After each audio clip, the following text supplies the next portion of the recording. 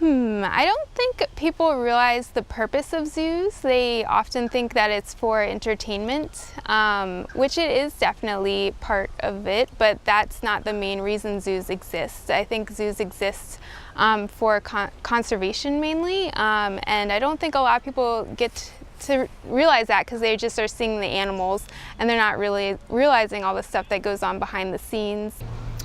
Probably one of the biggest I would say is that we make our animals do things. There's definitely no way that we can make animals do anything they don't want to do. It's all based on operant conditioning, which is basically we reward the behaviors that we like and we ignore the behaviors that we don't, but at the end of the day we never force our animals to do anything they don't want to do. One of the biggest ones I've heard is that we always take animals from the wild while we're actually trying to create a population within zoos so that if it's ever needed we can add animals back into the wild.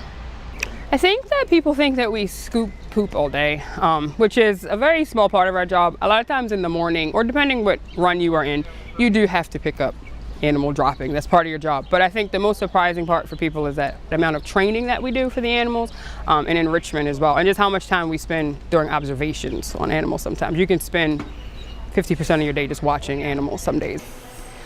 That we cuddle animals. We don't really cuddle animals. They would bite us.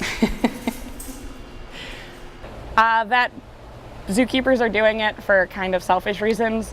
You devote your entire life to these guys. The time that you put in, that you could be like at home or with your family, it's all here.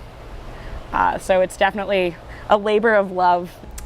I would say the biggest misconception, especially for my specific position, is the hands-on that we do with the animals.